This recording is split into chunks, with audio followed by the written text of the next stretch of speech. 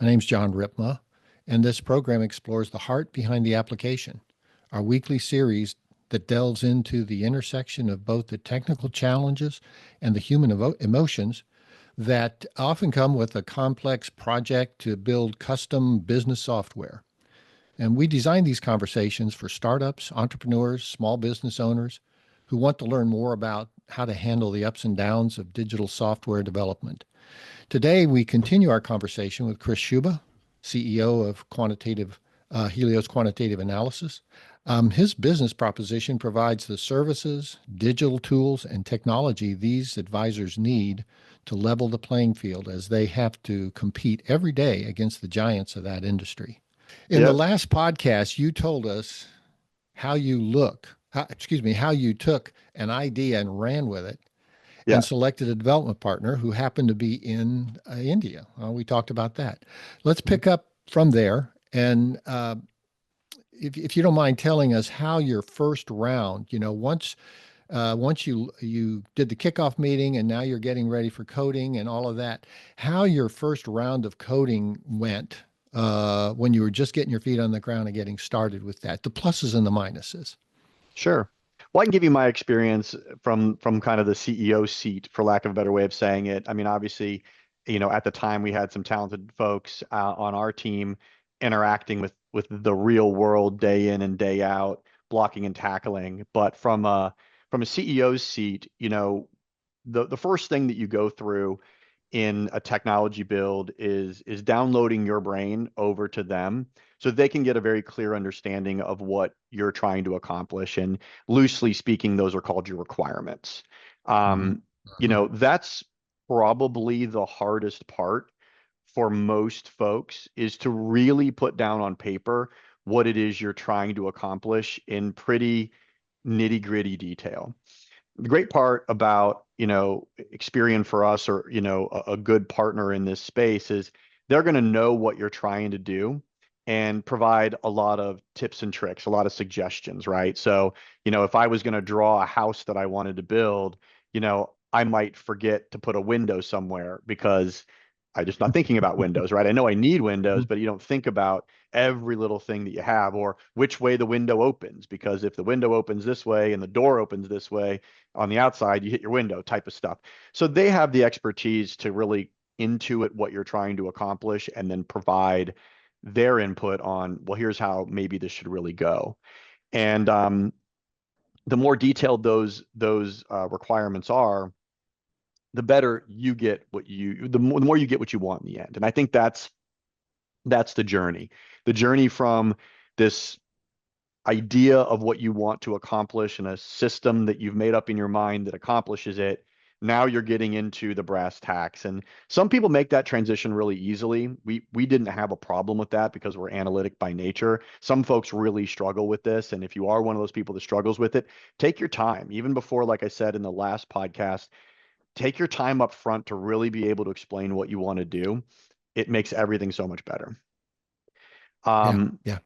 and then, you asked the question I probably gave you too much setup on, and that is, what was it like moving into code? Well, from those requirements, then you're basically going to get mock-ups. You're going to get non-functioning Mhm. sketches, for lack of a better way, of what they think your requirements are. And again, that's that feedback loop. That's the iterative process. And once those are approved, then you get into code. And code is lined out generally in sprints or sections that are completed and approved, and they kind of roll on each other. But by then, it's really kind of real. You're kind of settled in. You start seeing the thing come to life, and it's exciting. It's also where you start to notice things that you wish were different, right? And you start Mhm. to Mhm. create, the next upgrade in your mind. So, getting into code and all of that is really not scary. It's not that big a deal as you get it right on the front end. Where all the regret Yeah. or problems exist is when you don't take that upfront time. It Yeah. always comes back to that. Yeah. When you think about product engineering, all right, Mhm.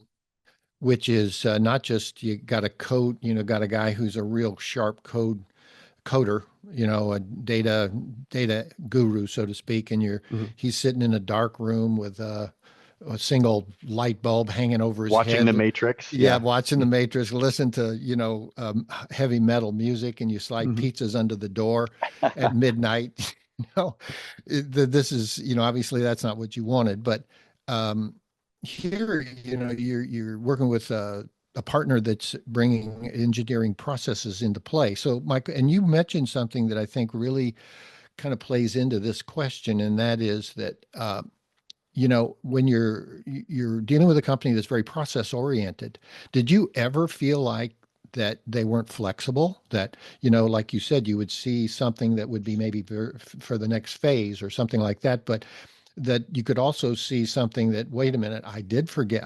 I wanted the window over here, but I can see right now that that's too close to the door or whatever.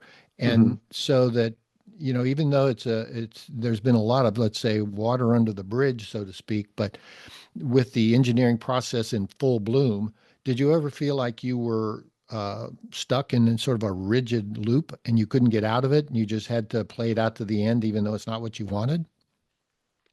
No, I mean, I would replace the word flexible with collaborative, right? Oh. At its core, building technology with a partner is a collaborative process.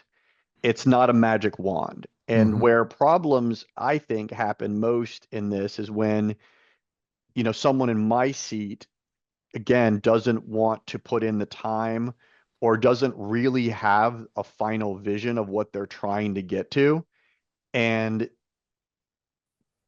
and then it ends up being, maybe not exactly what they want.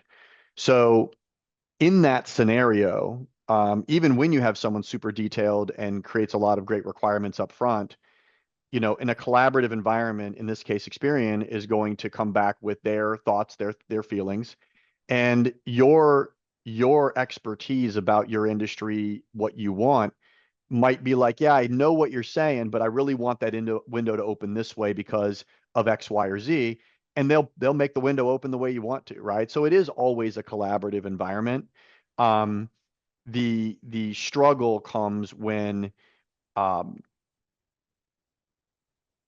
the combination of if the collaborative environment is unequal, someone is, it's got to be a matching equation. I'm Hmm. probably saying this poorly, but in the times where we have been faced with choices we've had to make that we really didn't anticipate because you get really in the weeds of a system and they're like, do you want A or B? You know, um,